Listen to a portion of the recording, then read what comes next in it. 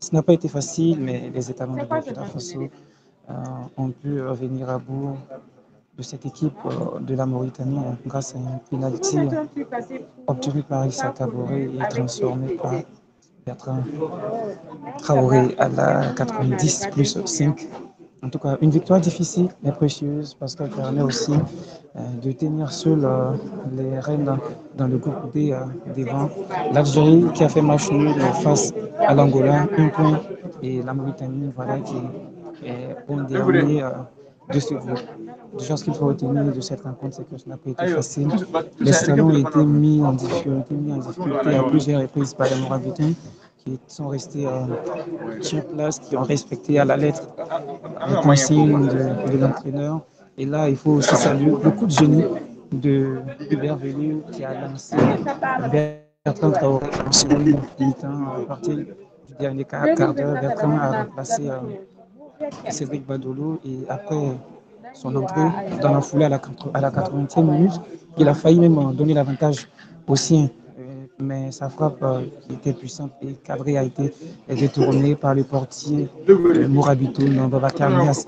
Et après ça, on a continué à pousser et voilà, on a pu empocher les 3 points. C'est vrai que tout n'a pas été parfait dans le match, mais l'essentiel c'est la victoire et il fallait gagner pour entamer parfaitement cette compétition, pour respecter le peuple confiance. Et je pense que comme ça, c'est bon pour le moral et c'est bon pour la suite. Et on saura comment négocier le match à venir face à l'Algérie. Maintenant, pour des motifs de satisfaction, Hervé Kofi, c'est vrai, on avait assez de doutes sur sa titularisation parce qu'il n'a pas disputé les deux précédents matchs amicaux quand on a joué déjà face à la Mauritanie, face à la RDC, pardon, plutôt, remporté 2 buts à 1 et face à l'Iran, perdu 2 buts à 1. Et donc, on avait des doutes par rapport à sa titularisation. Il a répondu présent.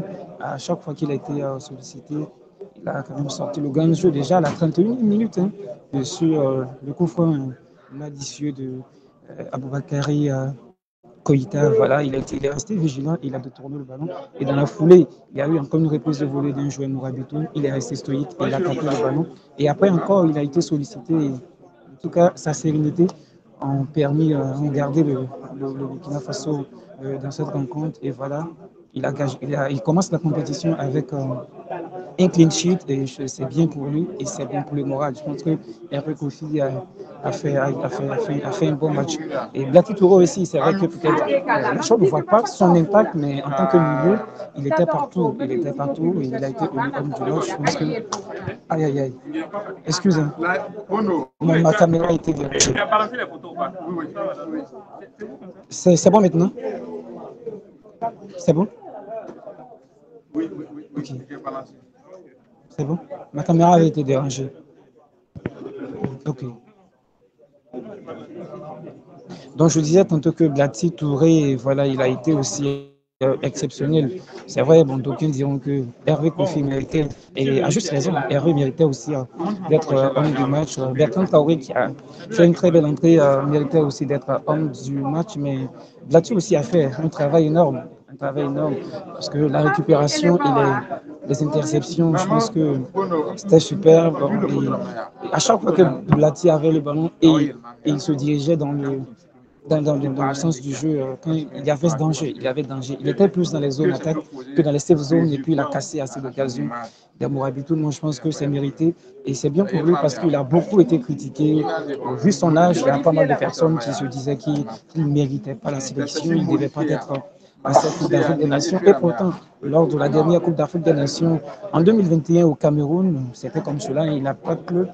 Il est rentré ici même en Côte d'Ivoire, il s'est préparé. Résultat, Blati a été le seul joueur à avoir été élu 3 fois homme du match le long de la compétition au Cameroun. C'est vrai, la tâche noire, c'est son penalty. Il a manqué un penalty lors de la 4e place contre le Cameroun, mais je pense que ça fait partie du football.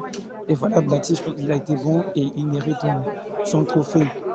Peut-être flop, je dirais pas flop, mais Aziz qui, voilà, c'est vrai qu'il a proposé un peu, mais On attendait mieux, on attendait plus d'Aziski.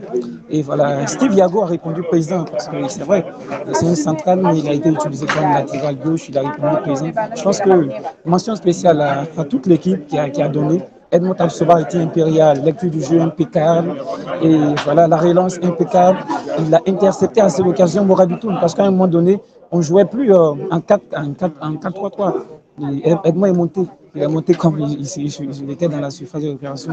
Morabitoun, il s'était transformé en attaquant. Donc, je pense que voilà, mention spéciale à toute l'équipe. Et c'est pas facile hein, de rentrer dans une compétition comme cela parce qu'on a vu, il y a des grandes nations qui ont perdu et d'autres ont été tenues en échec. Mais je pense que c'est vrai que le contenu n'a pas été forcément comme on le souhaitait, mais néanmoins, on doit être fier des États membres parce qu'ils entament parfaitement la compétition avec 3 points. Ce n'est pas simplement une victoire parce que déjà, vous savez, au Burkina Faso, le football, c'est le sport le plus populaire. Donc, du coup, déjà, cette victoire va amener du bon au cœur voilà, à la population burkinabé. Donc, je pense qu'elle était bien et attendue d'entrée de jeu. Maintenant, pour terminer, je vais vous rappeler les deux fameuses statistiques qu'il faut retenir. Déjà, il faut noter que le Burkina Faso a marqué lors de chacune de ses dernières rencontres de la CAN. Voilà. De toutes les dernières rencontres, les derniers matchs de la Coupe d'Afrique des Nations qu'on a disputés, on a marqué au moins un but. Et la nation, la longue série du tournoi sur une nation, c'est la longue série voilà, du tournoi, je parle de la CAN, sur une nation, pour une nation depuis l'Égypte, entre 1957 et 1980. À l'époque, l'Égypte c'était dans 27 matchs consécutifs que l'Égypte avait marqué. Donc, je rappelle la première statistique. Il faut noter que le Burkina Faso a marqué lors de chacune de ces 15 derniers matchs de la CAN. C'est la longue série du tournoi pour une nation depuis l'Égypte entre 1957 et 1980. Durant cette période, l'Égypte a marqué dans 27 matchs consécutifs. Et l'autre fameuse statistique est la suivante. Le Burkina Faso a remporté sa première victoire voilà, d'un match d'ouverture lors d'une Coupe d'Afrique des Nations. Les étalons restaient sur une série de 5 nuls et 7 défaites. Voilà. C'est leur première victoire et les étalons restaient sur une série de 5 nuls et 7 défaites. Voilà, c'est tout pour ce récapitulatif de cette première rencontre des phases de poule du Burkina Faso. Déjà, il faut noter qu'avec cette victoire pour terminer, le Burkina Faso est leader du groupe D avec 3 points plus 1. Il suit maintenant l'Algérie qui a 1 point, l'Angola qui a 1 point et maintenant la Mauritanie qui a été défaite aujourd'hui termine dernier de ce groupe avec 0 point moins 1. Voilà, c'est tout.